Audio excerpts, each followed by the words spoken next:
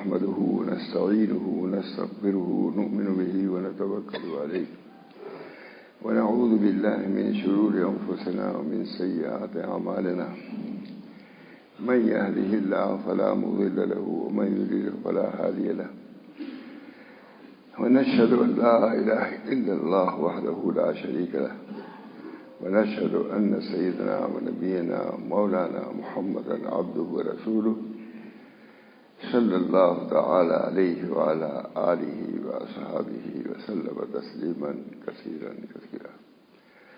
أما بعد، قال النبي صلى الله عليه وسلم: خيار أمتي من دعا إلى الله وحبب عباده إليه، اور كما قال عليه الصلاة والسلام. دوستو، بزرگو، عزیزو، الحمدللہ امت محمدیہ کا مخصوص طبقہ یہاں جمع ہے، بلکہ اعلیٰ و عارفہ جماعت مجتمع ہے. بہت حدیث مشہور ہے: خیرکم من تعلم القرآن وعلمہ. اس سے بڑھ کر کے تعریف نہیں ہو سکتی. الحمدللہ جس کام میں ہم سب کسی نہ کسی درجے میں لگے ہوئے ہیں، اللہ کا شکر، کسی نہ کسی درجے میں لگے ہوئے ہیں. لکھا ایک عالم نے کہ جو بچوں کے بیٹھنے کے لیے، علماء کے بیٹھنے کے لیے چارٹ کا انتظام کرتا ہے، وہ بھی جمع میں داخل ہے. اللہ تعالی ہم سب لوگوں اسی جماعت میں باقی رکھے، برقرار رکھے.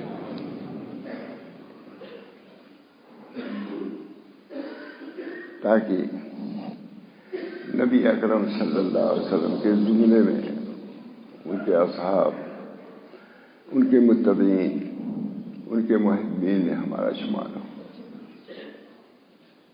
چنانچہ جس حدیث کی میں نے تلاوت کی ہے وہ بہت اہم حدیث ہے. ہمارے حضرت حکیم محمد اختر صاحب رحم اللہ فرماتے تھے، ان کے سامنے بیان کیا ہوگا میں نے علاوہ، کہا کہ میں یہاں سے اپنے ملک کو بطور تحفہ بھی اس حدیث کو لے جا رہا ہوں.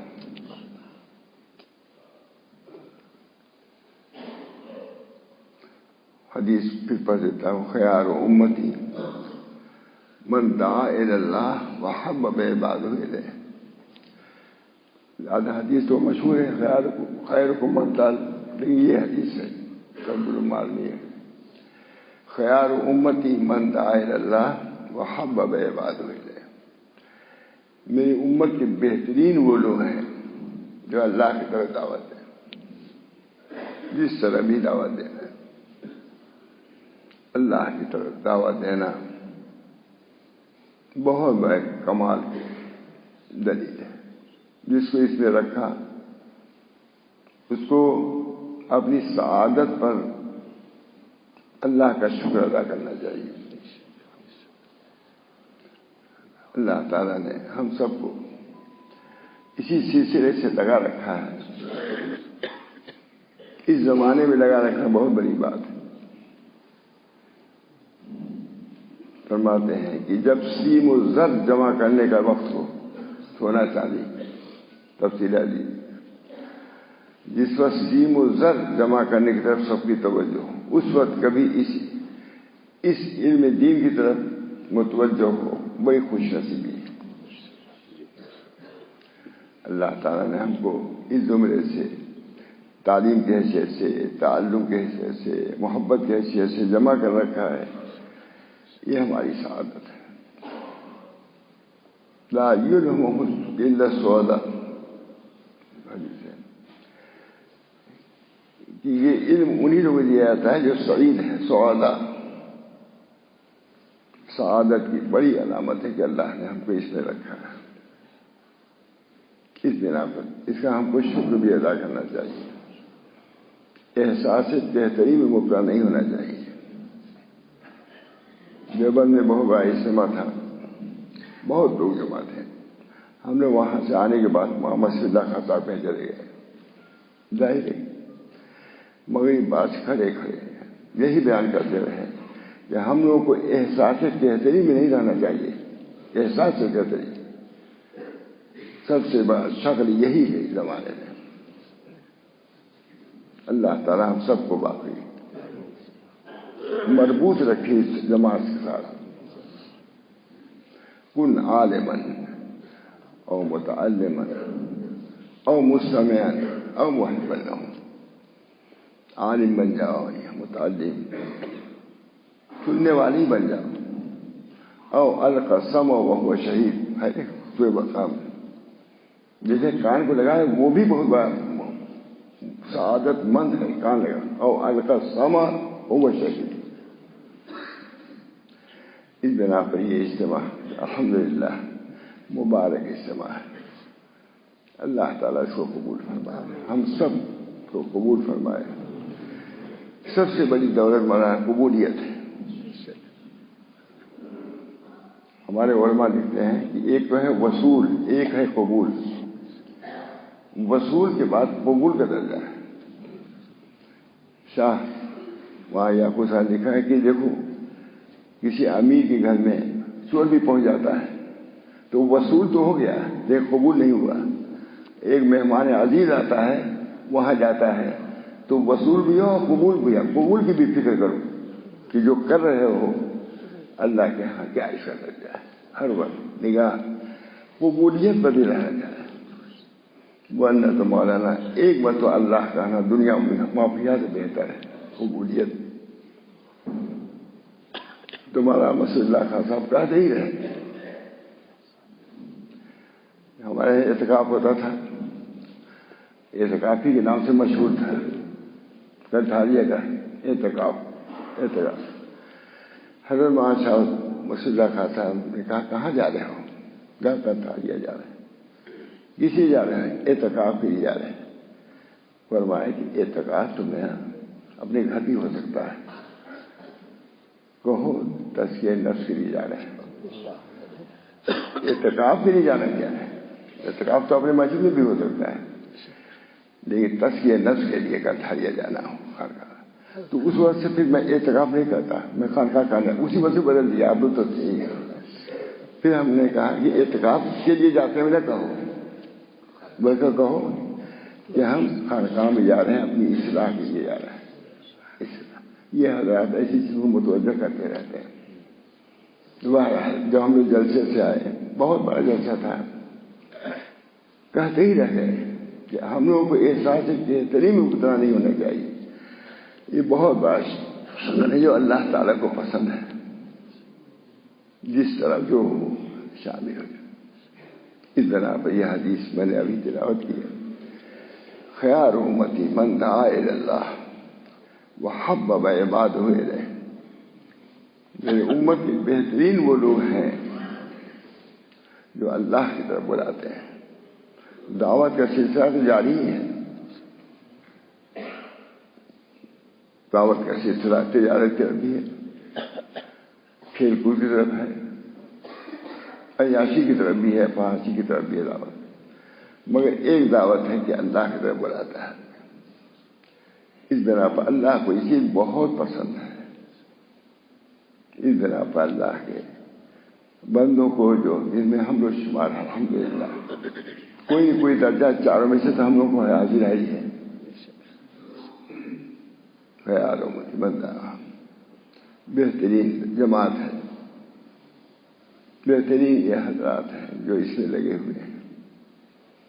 اللہ تعالی ہم سب کو اس کی توفیق دے کہ اس کی وقات ہو خیرکم, اس کی وسعت ہو وقات ہو تو اس وقات کے ہونے کے اس زمانے میں ثواب ملے گا. میں علی گڑھ گیا تھا, بہت سے لوگ تھے. یہی حدیث میں نے پڑھی جو بہت مشہور ہے, خیرکم من تعلم القرآن وعلمہ.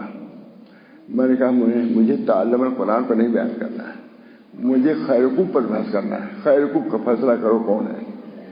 تم بھی خیرکم پر بحث کر رہے ہو, اور نبی اکرم صلی اللہ علیہ وسلم نے خیرکم کے بارے میں کہا خیرکم من تعلم القرآن وعلمہ. نبی کا فیصلہ یہ ہے کہ تم سب سے بہتر بہرحال اللہ تعالیٰ نے ہم سب کو اس خیارکم من تعلم القرآن وعلمہ، خیارکم من دعا الی اللہ وحبب عبادہ، جو اللہ کی طرف دعوت دیتے ہیں، بہت بڑی چیز ہے۔ اللہ نے ہم سب لوگوں کو کسی نہ کسی درجے میں رکھا ہے، اس کا ہم کو شکر ادا کرنا چاہیے۔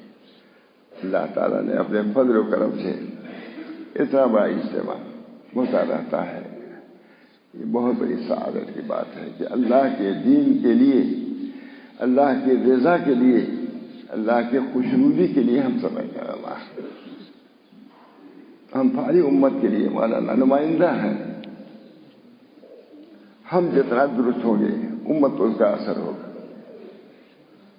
کتاب کشاف نے لکھا ہے کہ یہود نصارہ نے تورات کو مہذب یا سنہرا لکھا، ذہبوہا سنہرا لکھایا سنہرے حروف سے، لیکن اس کے عوامل پر عمل نہیں کیا، اس کے نواہی سے نہیں بچے، اللہ نے منسوخ کر دیا اس کتابی کو۔ اتنا ہمارا آپ کا بھی یہ وتیرہ بلکہ فریضہ ہے، ہم قرآن کو لیں، اس سے بڑھ کے کوئی راستہ نہیں، کوئی طریقہ نہیں۔ اللہ نے قرآن پاک کو ہمارے درمیان رکھا ہے، بہت بڑی بات، بڑی بات۔ ترکت فیکم ثقلین، دو چیزیں چھوڑ کے جا رہا ہوں، کتاب اللہ و سنت، بس اس سلسلے میں رہنا، اس چیز میں منسلک رہنا، یہ ہماری سعادت کی بات ہے۔ اس بنا پر اللہ تعالیٰ سے دعا بھی کرنا چاہیے کہ صحیح معنوں میں ہم کو اللہ رکھے۔ سلوک و تسلیق کی بنیاد اسی قرآن ہی پر ہے۔ اللہ تعالیٰ نے اپنے تک پہنچانے کے لیے کتاب اللہ نازل کیا ہے، تو اس سے بڑھ کے سلوک کی کتاب ہو سکتی کوئی؟ سلوک و تسلیق کی سب سے بڑی کتاب یہی ہے۔ حضرت مولانا شاہ فضل الرحمان صاحب کے سامنے کوئی کتاب پیش کرتا تھا تصوف کے سلوک کی، کیا تو قرآن کافی ہے سلوک کے لیے۔ اس بنا پر ہم جس میں لگے ہوئے ہیں اللہ کا شکر ادا کرنا چاہیے، یہ اللہ کا فضل ہے۔ اس بنا پر دوستو یہ آیت خیار امتی من دعا الی اللہ وحبب عبادہ الیہ، اللہ کے بندوں کو اللہ کا محبوب بنانا، یہ بہت بڑا کام۔ امت اللہ ہی سے دور ہو رہی ہے، اس وقت اللہ سے منسلک کرنا، اس سے بڑھ کے کوئی خدمت نہیں ہے۔ اللہ کے ہم مبغوض ہوتے جا رہے ہیں اپنے بدعمالیوں کی وجہ سے، بد اعتقادیوں کی وجہ سے، بد اخلاقیوں کی وجہ سے۔ بد اخلاقی اس زمانے میں اللہ سے جوڑنا ایک بہت بڑی بات ہے۔ ایک دیوبند کے عالم جو کتاب لکھا انہوں نے یہ لکھا ہے کہ اخلاق بھی اللہ کی رضا خوشنودی کے لیے ہے، جو میں نے بیان کیا بھی ہے، بہت یہ بڑی اچھی ہے۔ اللہ کی رضا کے اعمال کو لوگ سمجھتے ہیں ہے لیکن اس میں اخلاق بھی داخل ہے۔ ولانی بالاخلاق ما هو اعمال القلوب، اخلاق سے مراد یہ ہے جو قلوب کے اعمال ہیں وہ اخلاق ہیں، جو جوارح کے اعمال ہیں وہ افعال ہیں۔ تو اخلاق کو اختیار کرنا یہ قرب الہی کا سب سے بڑا ذریعہ ہے۔ جہاں حدیث شریف میں آیا ہے کہ سب سے زیادہ بدن حسن خلقی کو ہوگا اللہ کا۔ بل اللہ تعالیٰ نے قرآن پاک کو نازل فرمایا اور ہم کو ثبوت فرمایا۔ حضرت شاہ ولی اللہ صاحب فرماتے ہیں کہ عظیم نعمت یہ ہے کہ اللہ نے ہم کو قرآن سے منسلک کیا ہے، عظیم نعمت کم کبھی نہیں ہوگی امت جہاں کو قرآن کے اس میں لگایا ہے، یہ بڑی بات ہے۔ اللہ تعالیٰ ہم کو قرآن سے مناسبت اس کی تلاوت کی توفیق ہے۔ اخیر میں ہمارے حضرت ماشاء اللہ صاحب زیادہ تر تلاوت کلام اللہ ہی پر بیان کرتے تھے، چاہے حضرت ماں عالمیہ ہوں چاہے ماں طیب صاحب ہوں، یہی سب سے زیادہ وصول کا ذریعہ قرآن پاک، بہت توجہ۔ لیکن فرماتے تھے کہ کب تک تلاوت رسمی میں لگے رہو گے، یہ بھی کب تک تم تلاوت لسانی میں لگے رہو گے، تلاوت قلبی میں اور اصلی اور روحانی میں کب آؤ گے؟ اس بنا پر میں دوستوں اللہ تعالیٰ سے دعا بھی کرنا چاہیے کہ اللہ تعالیٰ ہم سب کو قرآن پاک سے منسلک رکھے۔ سب سے اہم سلسلہ قرآن پاکی کا ہے، حدیث پاک ہے، قرآن ساتھ کا اللہ تعالیٰ بس ابھی ذہن میں بات آ گئی کہ ایک عالم نے کتاب لکھی ہے عشرۃ قواعد لتزکیۃ النفوس، اسی کی خلاصہ کتاب ہے عشرۃ قواعد لتزکیۃ النفوس۔ سب سے بڑے توحید کو لکھا ہے، اس کے بعد 7ویں میں جا کر کے لکھا ہے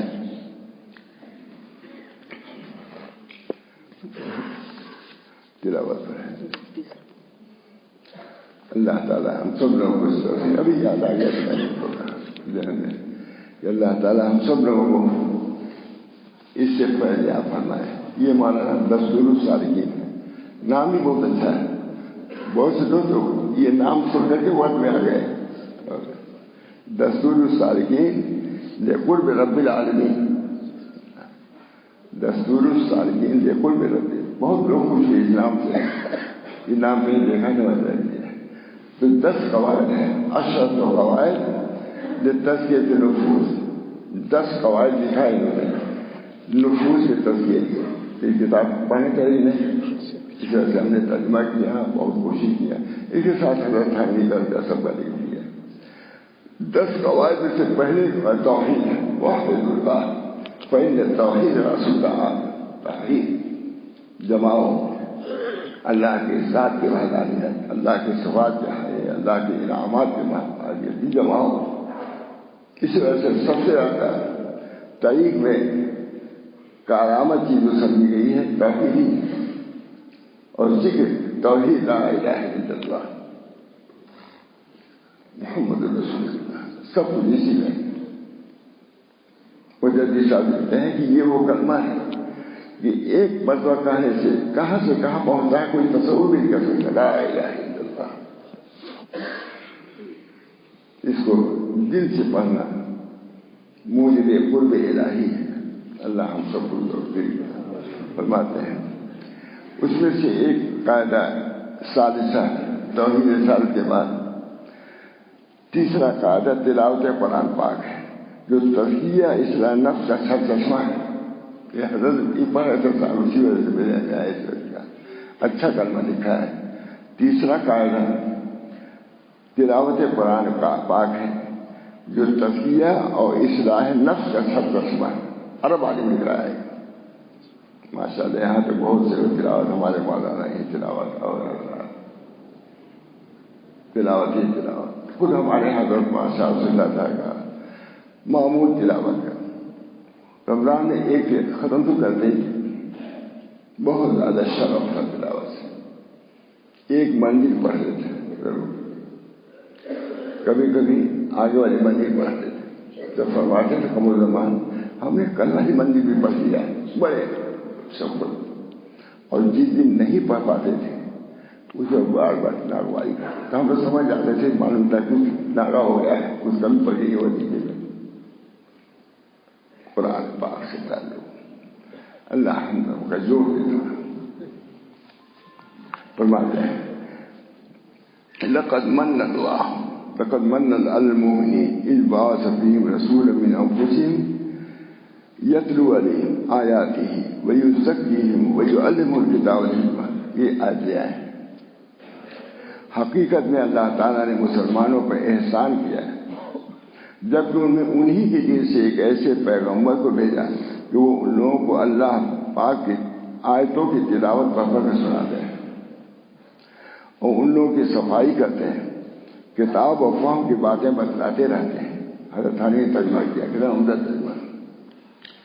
چنانچہ جس جزء سے نفس کا تزکیہ ہوتا ہے ان میں سب سے عظیم چیز قرآن کریم ہے۔ اس کی اہمیت معلوم ہوگی، ورنہ ہم سمجھتے ہیں کہ دوسری چیزیں نہیں، انہوں نے متوجہ کیا قرآن کو، اور آخر میں حضرت کا مزاج یہی ہو گیا تھا قرآن سے تعلق پیدا کرو بہت، چاہے قائد اسلام ہو، چاہے محمد ماجد آبادی ہو، جتنے اور باتیں تراث قرآن ہی کو بیان کرتے تھے عموماً. اللہ تعالیٰ ہم سب کو کچھ توفیق دے. چنانچہ جن چیزوں سے نفس کا تزکیہ ہوتا ہے ان میں سب سے عظیم چیز قرآن کریم ہے جو تزکیہ کی کتاب ہے. عرب عالم غیر سکتے بعد چنانچہ جن چیزوں سے نفس کا تزکیہ ہوتا ہے ان میں سب سے عظیم چیز قرآن کریم ہے جو تزکیہ کی کتاب ہے. کوئی نہیں کہتا تزکیہ کی کتاب نہیں کہتا، یہ تزکیہ کی کتاب ہی. اس کا منبع وہ سرچشمہ اور اس کی اصل ہے. اس کا منبع سرچشمہ اور تزکیہ کی اصل یہی کتاب ہوتا ہے.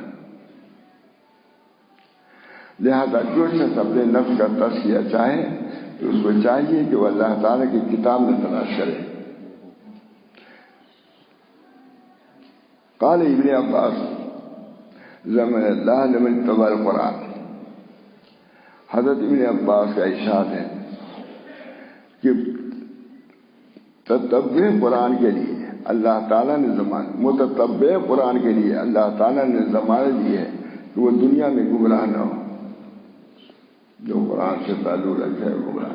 ہدایت کی کتاب ہے، اس بنا پر قرآن پاک سے تعلق بہت ہی مفید ہے اس راستے کے لیے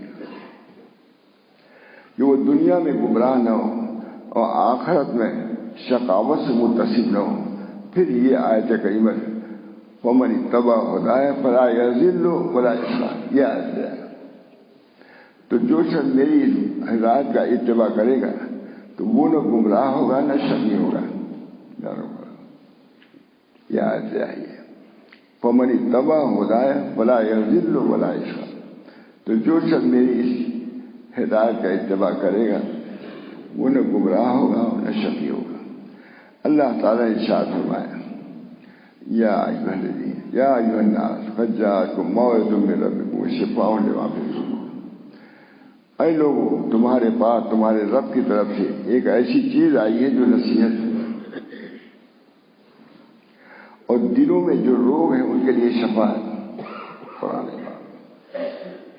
اس وقت سے قرآن پاک کی تلاوت جب کی جائے تو اس کے پہلے استحضار کر لیا جائے کہ ہم تزکیہ کی کتاب پڑھ رہے ہیں.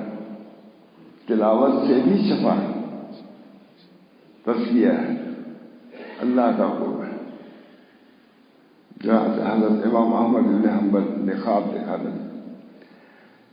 اس خواب کو نقل کیا ہمارے بزرگوں نے. یا رب بما یتقرب الیک، ہم آپ کا قرب کس چیز سے حاصل کریں؟ فرمایا اللہ رب العالمین بتلاوت کلامی، میرے کلام کی تلاوت سے قرب حاصل کرو. فرمایا بفہم او بلا فہم، سمجھے یا بلا سمجھے، بفہم او بلا فہم. فرمایا بفہم او بلا فہم، جس طرح بھی کرو اللہ سے قرب، تلاوت سے قرب. فرماتے تھے کہ حضرت اکرمہ ابن ابی جہل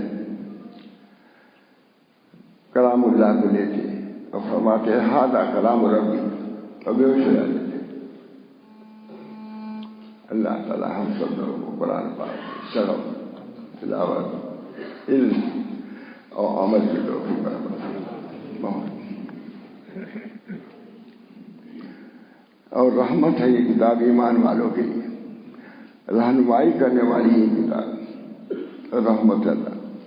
قال ابن القیم القرآن هو الشفاء التام من جمیع الادواء. یہ قیم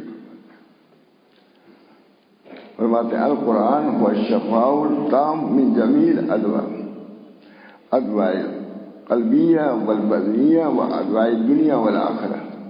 پورا لکھا پھر امراض قلبیہ کے لیے نہیں، امراض بدنیہ کے لیے بھی ہے. اعتقاد کے ساتھ آدمی پڑھے گا اللہ شفا بھی دے گا. اللہ تعالیٰ کی وعدہ ہے وہ بھی علامہ ابن قیم نے القرآن هو الشفاء التام من جمیع الانواع القلبیہ والبدنیہ وادواء الدنیا والآخرہ. علامہ ابن قیم نے فرمایا قرآن شفاء تام ہے تمام بیماریوں کے لیے، ہاں قلبی ہوں یا بدنی ہوں یا دنیوی ہوں یا اخروی ہوں. اس وجہ سے قرآن سے تعلق ماشاء اللہ یہاں تو بہت اس کا اہتمام بھی ہے ماشاء اللہ. اس کی برکت سے بہت سی برکات کا سلوک بھی ہو رہا ہے. یہ لوگ کا جمع ہونا، ربط رکھنا، تعلق رکھنا، یہ اللہ ہی کی طرف سے ہونا. گر نہ خاص دان نہ داد خاص، اگر وہ دینا نہ چاہتے تو یہ طلب شوق اور ذوق بھی نہ دیتے. کسی سے انداز سے حضرات دعوت دیتے ہیں مولانا یہ ہے معلوم ہوتا ہے کہ قرآن سے کتاب سننا. عام طور سے ہم لوگ ہیں اس پر بھی 3 لڑکے حافظ ہو رہے ہیں، اس کے خاتمے کے لیے ہے اس کی برکت سے تھوڑا سا ہم لوگ گھر سے آ رہے ہیں. ہمیں کہتا ہے یہ برکات گجرات برکات ہمارے یہاں بہت انعام وغیرہ دیا جاتا ہے. کبھی ہم لوگ 10 سال پہلے جانتے نہیں. اللہ کا شکر ہے وہاں بھی کچھ بنا ہے. حافظ قرآن کی قدر ہے. لڑکوں کو اس کو نوازتے ہیں، لوگ انعام دیتے ہیں. تو میں کہتا ہوں یہ گجرات کے برکات میں سے ہے. کہیں نام بھی نہیں تھا کہ کوئی انعام دیتا اور ان کو کچھ دیتا. اب الحمدللہ ہے وہاں جانے اب ہوا آپ حضرات کی برکت. میں کہتا بھی رہتا ہوں اللہ تعالیٰ آپ لوگوں کو بھی جزائے خیر دے. اللہ کا شکر ہے. سب چیز پر ترجیح دیتے ہیں آپ. کوئی آج کہتا ہے اندر میں جاتا ہوں بہت زیادہ ہے. مولانا ہمارا داماد حافظ قرآن ہے، بہت بڑی بات ہے. حافظ قرآن کی قدر بہت بڑی بات ہے. قرآن کی قدر کرو تمہاری قدر بڑھے گی. ماشاء اللہ صاحب تم نے قرآن کی ناقدری کیا ہے. اس طرح پر قرآن پاک سے تعلق جوڑنا ہمارے سعادات میں سے، سعادات حقیقیہ میں سے. اللہ سے تعلق، اللہ کے رسول سے تعلق اور کلام اللہ سے تعلق بہت اس بنا پر سلوک و تسلیم میں اس سے بڑھ کے کوئی چیز مفید نہیں ہے. قرآن پاک فرماتے ہیں جن لوگوں کو ہم نے کتاب دی بشرطے کہ وہ اس کی تلاوت کرتے رہے. جس طرح کی تلاوت کا حق ہے ایسے لوگ اس پر ایمان لے آتے ہیں. حق کی تلاوت کا مطلب یہ ہے کہ اس کو پڑھا جائے، حفظ کیا جائے. اسی عالم وہی عالم ہے اس لیے ہے. حق کی تلاوت کا مطلب یہ ہے کہ اس کو پڑھا جائے، حفظ کیا جائے، حفظ کیا جائے، اس کو سمجھا جائے، اس میں تدبر کیا جائے اور اس پر عمل کیا جائے. اسی طرح صحابہ کرام اور تابعین نے تفسیر بیان کی حق کی تلاوت کا. ان چیزوں میں مستحضر رکھنا ضروری ہے. صرف حفظ ہی نہیں بلکہ اس کے آگے کیا لکھ رہے ہیں؟ حق کے تلاوت کا مطلب یہ ہے کہ اس کو پڑھا جائے، حفظ کیا جائے، اس کو سمجھا جائے. اس کی بھی کوشش ہونی چاہیے. فہم قرآن بہت بڑی نعمت، بہت بڑی دولت ہے. اس میں تدبر کیا جائے. مجھے یاد آتا ہے کہ ایک صحابی تھے عبادہ ابن عباس جس میں تدبر نے اس پر ہوتے تھے. اس تلاوت اس آیت کی تلاوت کا حق ادا نہیں ہوا. اللہ ہم سب کو توفیق دے. اسی سے ترقی ہے. اسی طرح ہماری فلاح بہبود ہے.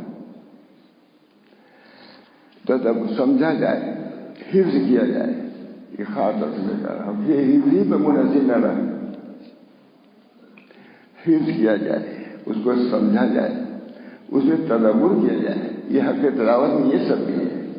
کبھی سوچو کیا اللہ فرما رہا ہے. امام غزالی لکھتے ہیں کہ اس کا حق یہ ہے کہ سمجھا جائے یہ مکتوب رب العالمین ہے، یہ مکتوب رب العالمین، رب العالمین کا یہ مکتوب خط ہے، ہمارا نام بندوں کا نام مکتوب ہے۔ اپنے عزیز کا کوئی خط آتا ہے، مکتوب آتا ہے، تم کتنا غور سے اس کو پڑھتے ہو، جو نہیں پڑھا جاتا دوستوں سے سمجھتے ہو، اور یہ بھی کہتے کہ حاشیہ میں دیکھو کچھ لکھا تو نہیں ہمارے بیٹے نے کچھ، یا فلاں نے لکھا ہے، بین صدور بھی پڑھو۔ جب اپنے شیخ کی، اپنے استاد کی، لوگوں کی کتاب کی اتنی قدر ہے کہ ایک ہر چھوڑنا نہیں چاہے، تو اپنے حاضر مکتوب رب العالمین امام غزالی لکھتے ہیں جب رب العالمین کا مکتوب ہے تو اسی درجے اسے پڑھنے کا بھی اہتمام، اس کے سمجھنے کا بھی اہتمام ہونا چاہیے۔ کسی دوسری زبان میں کسی لڑکے کا، باپ کا، شیخ کا خط آئے، کیسا پڑھتا ہے اپنے طریقہ ہے۔ اللہ تعالیٰ ہم سب لوگوں کی توفیق بہت، کوئی ہم لوگ دوسری زبان میں آ جاتا تھا ہم لوگ پڑھا دیتے کہ بھائی کیا لکھا ہے۔ امام غزالی مکتوب رب العالمین، رب العالمین کا مکتوب ہارا کلام ربی، اکرمہ ابن زید ہارا کلام ربی، میرے رب کا کلام ہے، اس کا استحضار اخیر میں اسی پر کلام ہی فرماتے تھے، چاہے حضرت آئے تھے سامو، چاہے ہماری میاں ماشاء اللہ، ہارا کلام رب العالمین۔ اللہ ہم سب کو لوگ بڑی کوتاہی ہے ہماری کوتاہیوں کو اللہ دور فرمائے، آپ حضرات ہم لوگ کو رسول ہے۔ اس میں تدبر حق تلاوت کا مطلب یہ ہے کہ اس کو پڑھا جائے، حفظ کیا جائے، اس کو سمجھا جائے، اس میں تدبر کیا جائے اور اس پر عمل کیا جائے۔ اسی طرح صحابہ کرام و تابعین نے تفصیل بیان کی حق تلاوت کی، اتنا ہے۔ قال ابن مسعود كان الرجل منا اذا تعلم 10 لم يجاوزهن حتى يعرف معانيهن والعمل بهن۔ حضرت عبداللہ ابن مسعود نے فرمایا، ہم میں کہ کوئی جب 10 آیات سیکھ لیتا ہے تو جب تک اس کے معنی سمجھ نہیں لیتا، اس پر عمل نہ کر لیتا، آگے نہ بڑھتا۔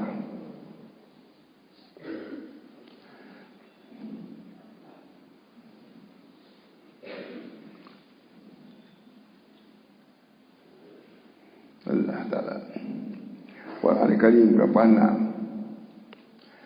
معنی سمجھے اور اس پر عمل کیے بغیر اس کا حق تلاوت سے تعبیر نہ کیا جائے گا۔ اسی وجہ سے فضیل ابن عیاض فرماتے ہیں یقیناً اس لیے قرآن نازل ہوا ہے کہ اس پر عمل کیا جائے، فضیل ابن عیاض۔ لیکن لوگوں نے اس کے پڑھنے کو عمل سمجھ لیا، نہیں، عمل اور ہے تلاوت اور ہے، اس کی طرف بھی توجہ۔ اخیر میں بہت فرماتے تھے بھائی تلاوت کرتے ہو کچھ سمجھنے کا بھی اہتمام کرو، اسے تھوڑے سے وقت اس کے لیے بھی دو کہ اللہ نے کیا فرمایا۔ جب تک اللہ تعالیٰ عزت بخشے، جب تک اللہ تعالیٰ عزت بخشے اپنے بندے کو تلاوت قرآن سے، اس میں تدبر سے اور اس کے مطابق عمل کرنے میں مجاہدہ نفس، تو تزکیے کے بڑے حصے سے مشرف ہوگا۔ اتنا اگر کر لیا قرآن کے بارے میں سمجھے۔ اشرف تلاوت قرآن کے متعلق حضرت مسلم امت بادشاہ رسول اللہ صاحب اپنی کتاب تلاوت قرآن میں یوں رقم تلاش ہے، جو تلاوت قرآن حضرت شیخ الحدیث کی مجلس میں پڑھی جاتی ہے، بہت اس کا اہتمام۔ تلاوت قرآن بلا فہم معنی کو بھی علماء نے موجب اجر و ثواب قرار دیا ہے۔ چنانچہ حضرت علی مہاراجی بادشاہ اللہ تعالیٰ نے قرآن سے خاص شغف رکھا، ہم کو بھی رکھنا چاہیے۔ ہماری سعادت اسی میں ہے کہ قرآن پاک سے تعلق رکھیں، پھر تلاوت کریں، اگر نہیں بھی سمجھتا تب بھی تلاوت کریں اور یقین کریں، جس سے بھی اجر و ثواب ملتا ہے۔ فرماتے تھے کہ دیکھو الف لام میم پڑھتے ہو، سب لوگ کہتے ہیں کہ اس کا معنی بغیر سمجھے تلاوت ثواب ملے گا۔ پورا قرآن اگر بلا سمجھے پڑھیں گے ثواب ملے گا، لیکن قائد بات ہے کہ فہم قرآن کا ایک اعلیٰ مقامی ہے، سعادت اسی میں ہے کہ ہم قرآن سے لگے. خیار امتی من دعا، یہ دعوت یہ بھی ایک ہے. وحبب یہ حدیث خیار امتی من دعا الی اللہ وحبب عبادی الیہ. اللہ کے بندوں کو اللہ کا محبوب بنانا میری امت کے بہترین لوگ ہیں. عوامل کے امتثال کی طرف ترغیب دیں، معاصی ان سے بچنے کی ترغیب دیں. یہی اللہ کے محبوب ہونے کی. اللہ کے محبوب کیسے بنو گے؟ جو عوامل خداوندی کا امتثال اور جن چیزوں سے اللہ نے روکا اس سے منع.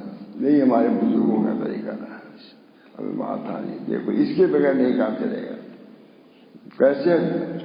کثرت ذکر دوام طاعت. کل بھی سنا ہے میں نے حضرت تھانی میں کل طریقہ حاصل ہے، سلوک کا حاصل ہے. کثرت ذکر اور دوام طاعت کو نہیں چھوڑنا ہے. کتنی ذکر کرو لیکن عوامی کا امتثال، نواہی کا احترام یہ ضروری ہے. جامع ہے بہت. کہا سب سلوک کا حاصل یہی ہے. کثرت ذکر دوام طاعت کوئی عمل. اعملوا بطاعت اللہ واتقوا معاصی اللہ ومروا اولادکم بامتثال الاوامر واجتناب النواہی ذلک وقائد لهم رب النار. اللہ کی طاعت ہے. اعملوا بطاعت. جتنے اعمال ہیں شرعیہ سب پر عمل کرنا ضروری ہے. طاعت میں اگر فرق آئے توبہ استغفار، اپنے کمی کا استحضار. سب سے قریب اللہ تعالیٰ کے بندہ اس وقت ہوتا ہے جبکہ اپنے ضعف کا، اپنے کمی کا استحضار کرتا ہے. اللہ بڑا ہے. جتنے چھوٹے ہو کے جاؤ گے وہی اللہ کے قدر ہوگی. اللہ کے دربار میں عاجزی. العجز الفقر. نبی اکرم صلی اللہ علیہ وسلم فرمایا العجز الفقر. میرے فقر کا عجز ہے. سب کچھ اللہ کے یہاں ہے، عجز نہیں ہے. سیدنا رفاعی فرماتے ہیں کہ سب لوگ اپنے اعمال کے ذریعے سے گئے، دروازے پر کھڑے رہے. میں عاجزی لے کے گیا، اللہ نے دروازہ کھول دیا، میں شکر کے درجے پہنچ گیا. سب لوگ اپنے دروازے پر رہ گئے. العجز الفقر. الفقر فقر نہیں، الفقر بلکہ العجز الفقر. جتنا عاجزی. حضرت ابو بکر صدیق فرماتے تھے بڑا اچھا ہوا کہ اللہ تعالیٰ نے عجز کو اپنا سامان بنایا، اپنے دربار میں پہنچنے کا ذریعہ عجز فرمایا. اگر قدرت کو فرماتے تو کہاں سے لے آتے؟ یہ اللہ نے بہت بڑا کرم کیا. یہ نہیں کہا کہ بادشاہ لے آؤ فلاں لے آؤ، یہ نہیں کہا، بلکہ یہ فرمایا کہ عاجزی لے کے آیا. ہمارے یہاں اس کی قدر ہے العجز. حضرت ابو بکر صدیق فرماتے ہیں رضی اللہ تعالیٰ عنہ، جو اول الصالحین میں سے ہیں. تصوف کی بنیاد گویا کہ ابو بکر صدیق نے فرمائی. شاہ صاحب نے لکھا. حضرت عثمان رضی اللہ تعالیٰ عنہ متحیر بیٹھے ہوئے تھے. حضرت عثمان گئے، بیٹھے ہوئے تھے. حضرت عمر کے گزرے، سلام کیا، جواب نہیں دیا. حضرت عمر نے جا کہا ابو بکر صدیق سے عثمان کا عجیب حال ہے کہ میں نے سوال کیا، انہوں نے جواب ہی نہیں دیا. کہا کوئی بات ہے؟ ہم لوگ رکھتے کوئی بدگمانی نہیں کرتے. کہا نہیں کوئی بات ہے. آئے کہا عثمان تمہارا کیا حال ہے، کیوں اس طرح متحیر ہو؟ عمر آئے، سلام کیا، تم نے جواب نہیں دیا. فرمایا کہ میں اس حال میں ہوں جو خطرات آتے ہیں اس کا سوال میں نے نہیں کیا. رسول اللہ صلی اللہ علیہ وسلم سے اسے استفسار نہیں کیا. قلوب میں جو خطرات جو ہے اس وقت آج کا عام اصطلاح اس میں وساوس، جو وساوس ہے اس کو میں نے علاج نہیں پوچھا. حضرت ابو بکر صدیق فرمایا میں پوچھ چکا ہوں. اس کا علاج وہی کلمہ ہے جس کو ابو طالب پر اللہ کے رسول نے پیش کیا. انہوں نے کہا کہ وہی کلمہ ہے، وہی کلمہ ہے. کیسا عمدہ جواب. وہی کلمہ ہے جس کو اپنے چچا ابو طالب کو حضور نے پیش کیا تھا، انہوں نے قبول نہیں کیا. وہی کلمہ ہے. وہی کلمہ کفر کی ظلمات سے نکالنے والا ہے، اور وہی کلمہ وساوس کی طرف کھوڑ سے نکالنے والا ہے. اس پر شاہ صاحب مسئلہ مشاور اللہ صاحب نے کہا کہ گویا کہ حضور حضرت ابو بکر صدیق نے تصوف کی بنیاد کی شاید ذکر ہے ماننا کرنے چاہیے. من بولیے بالوسوسہ فعلیہ بالکلمۃ الطیبہ. جو وسوسے میں مبتلا ہو، عام طور سے یہ ابتلا ہے وسوسہ. من بولیے بالوسوسہ علامہ نووی لکھتا ہے وہ جو وسوسے میں مبتلا ہو فعلیہ بالکلمۃ الطیبہ، دل سے کہو اللہ ہم سب کو لا الہ الا اللہ. سب بنیاد یہی ہے. شاہ صاحب لکھتے ہیں مجدد صاحب کی کلمہ طیبہ کی فضیلت کیا بیان کرو. اگر محمد رسول اللہ ملا لو تو معلوم کیا کہاں سے کہاں پہنچا دیتا ہے کلمہ. ایک مرتبہ کہنے سے ہزاروں سال کی مسافت طے ہوتی ہے جو ہیلی کاپٹر میں قوت نہیں پہنچانے کی کتنی ترقی ہے. لیکن اس کلمے میں قوت کلمے بہت بڑی چیز ہے. اللہ تعالیٰ ہم سب کو اس کلمے کی بھی قدر کرنے کی توفیق دے. یہ اس وجہ سے میں نے بیان کیا ہے کہ عام طور سے اطلاع ہے مساوی، اس کے علاوہ کوئی علاج نہیں کلمہ طیبہ کا تکرار.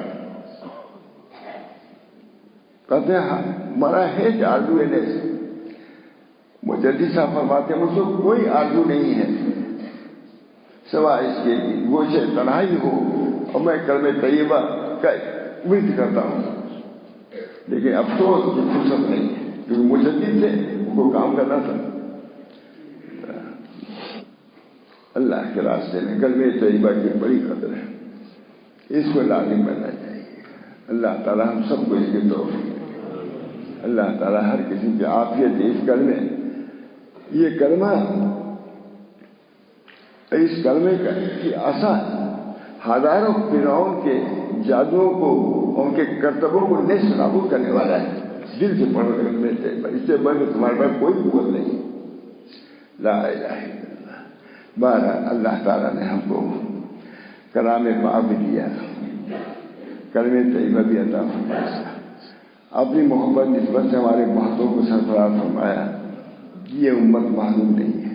انشاءاللہ العزیز اللہ تعالیٰ اس کے برکات سے اس کے فیوز سے ہم سب کو مصرف فرمائے گا، مصرف فرما ہی رہا ہے.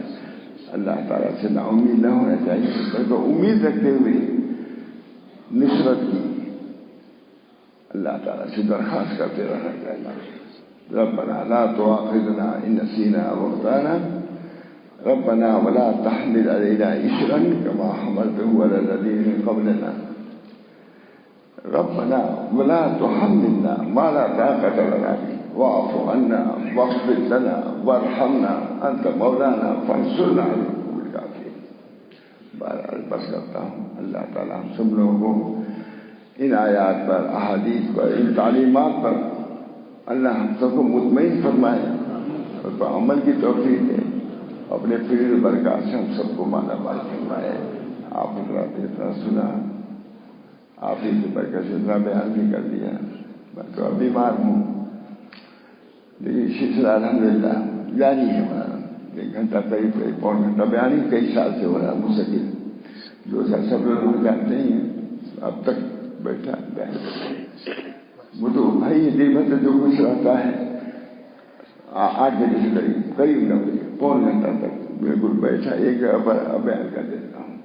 میں اپنے لیے ایسا مانتا ہوں اس کو اطمینان ہو گیا جو میرا کام تھا کر دیا. 2 سال سے 3 سال ہو رہا ہے. اللہ تعالیٰ اس کو قبول فرمائے. الحمدللہ بہت سے لوگ آتے ہیں شریک ہوتے ہیں. اللہ تعالیٰ ان کی شرکت کو، میرے بیان کو، آپ حضرات کی محبت کو قبول فرمائے.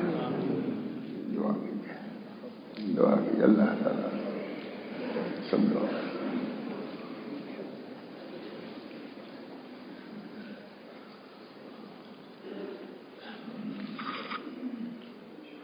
اللهم إني أسألك إيمانا لا يرتد ويقينا ليس بعده كفر ورحمة أنال بها شرف كرامتك في الدنيا والآخرة. اللهم إني أسألك العفو والعافية في الدين والدنيا والآخرة. اللهم إني أسألك اليسر والمعافاة في الدنيا والآخرة. اللهم ربنا لا تجعلنا فتنة للذين كفروا واغفر لنا ربنا إنك أنت العزيز الحكيم. اللهم ألف بين قلوبنا وأصلح ذات بيننا واهدنا سبل السلام ونجنا من الظلمات إلى النور وجنبنا الفواحش ما ظهر منها وما بطن وبارك لنا في أسماعنا وأبصارنا وقلوبنا وأزواجنا وذرياتنا وتب علينا إنك أنت التواب الرحيم. ربنا تقبل منا إنك أنت السميع العليم برحمتك يا أرحم الراحمين. بحرمة سيدنا